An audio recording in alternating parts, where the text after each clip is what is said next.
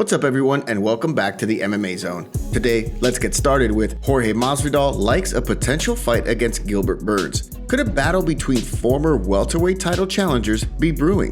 It certainly looks that way, as both Jorge Masvidal and Gilbert Burns seem keen to meet in the octagon in the near future. Burns, who's coming off a loss to Khamzat Chimaev this past March by a decision, has stated his intention to fight Jorge Masvidal, and even added a stipulation to the bout, should Masvidal accept. Burns offered Masvidal the chance to fight in a no-takedown fight in the future between them. However, Masvidal is not really keen to have a stipulation added to the bout. This is what Masvidal stated in a recent interview on the Fighter vs. the Writer podcast, in response to Burns' offer of a no-takedown fight. Do your game, my brother.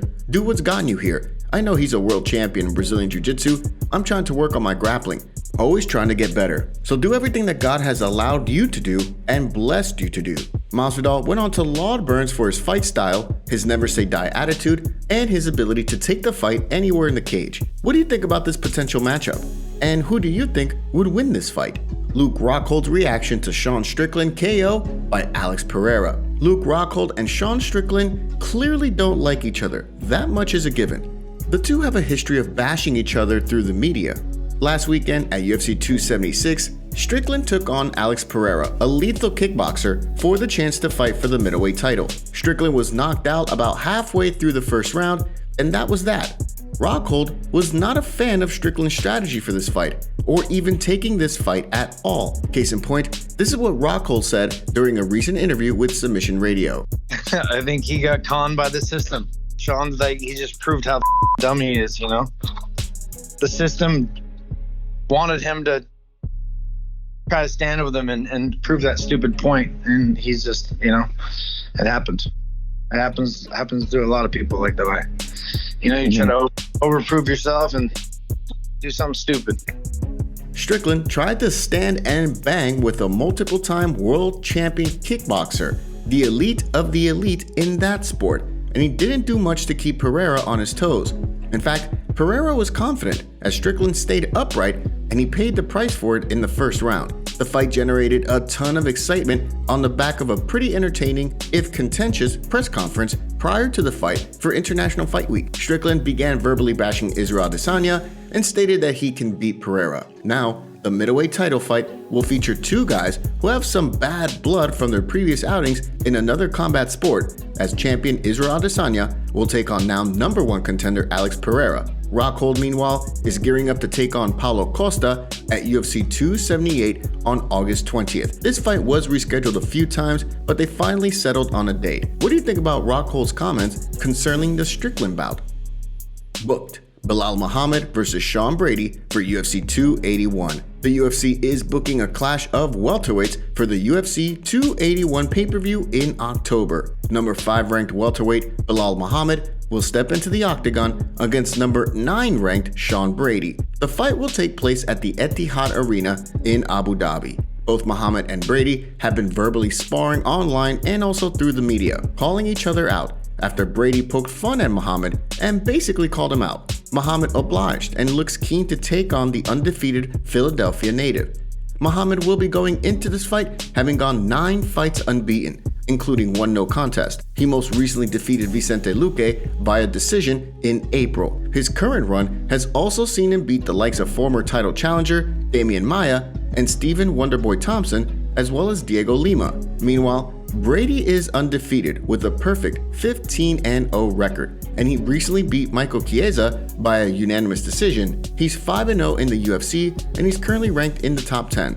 What do you think about this fight between Belal Muhammad and Sean Brady, and who's your early favorite to win this fight? Don't forget to take a second to hit that like button and subscribe to the MMA Zone to stay up to date on all of the latest fight news.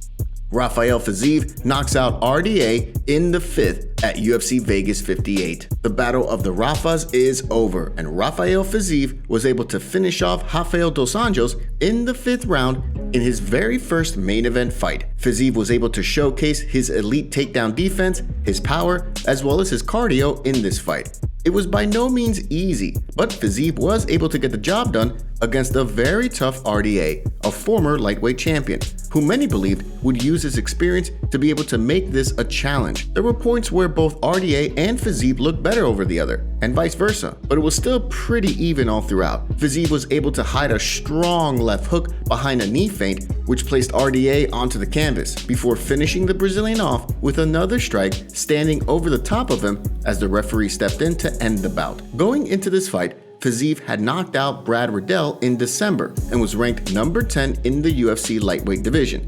He's no doubt going to shoot up the rankings with this victory over RDA as he extends his winning streak to 6 straight fights, with his lone loss coming in his UFC debut against Magomed Mustafayev. RDA, meanwhile, has been wanting to mount a run for the lightweight title. He was on a 2-fight win streak going into this fight as well. What do you think about Fiziev's victory over RDA? And who do you think would be a good opponent for Fiziev next? And where do you think RDA goes from here? Yeah, if you want to fight, you yellow guy, one more yellow guy with yellow hairs. You know, we need to know who is the best. That's good match for you and for me. If you're ready, if you don't scared, if you don't take shit, let's go. Is Alex the fight you want next? And if so, when do you want it? Yes, when do I want it? We've got a date. We've already sussed it out. This is like, we're already planning, yeah. We're sussed with it. Carla Esparza gives confirmation that she will fight this year. The undisputed UFC Women's Strawweight Champion, Carla Esparza, says she should be good to go to make her first title defense by the end of 2022. Esparza became a 2-time champion after beating Rose Namajunas at UFC 274 this past May by a decision. The fight was a rematch of the 2014 encounter for the inaugural title, which Esparza had also won all those years ago by a submission. Esparza and Thug Rose were both criticized after their UFC 274 fight for throwing perhaps the worst and most boring title bout in UFC history according to fans. Still, Esparza did suffer some injuries during the fight and recently stated that they will not require surgery, so she should be ready by the end of the year. This is what she posted on Twitter. Health update. I just saw my doctor in regards to my 2 MRI results yesterday, and the great news is no surgeries required on either location. I simply require a little more time to heal, PRP injections already scheduled, and a little physical therapy, and I should be back to 100% to start camp and fight before this year is done. Esparza is set to defend her title against another ex-champion in Weili Zhang. The Chinese fighter earned the #1 contender status after she knocked out Joanna Jędrzejczyk with a spinning back fist at UFC 275 in Singapore this past June. Weili had previously called for the fight to happen in October, but Esparza scoffed at the timetable, and now she's giving indication as to why she wants to fight a bit later, as this would give her more time to heal and also prepare for a tough fighter like Weili Zhang. Still, what do you think about Esparza being able to fight by the end of this year? And who do you think will win between Esparza and Zhang? Today's video was packed with some juicy stories from the fight world. What are your thoughts about what's going on in MMA? Don't forget to smash that like button and subscribe to the MMA Zone to see more videos just like this. See you next time.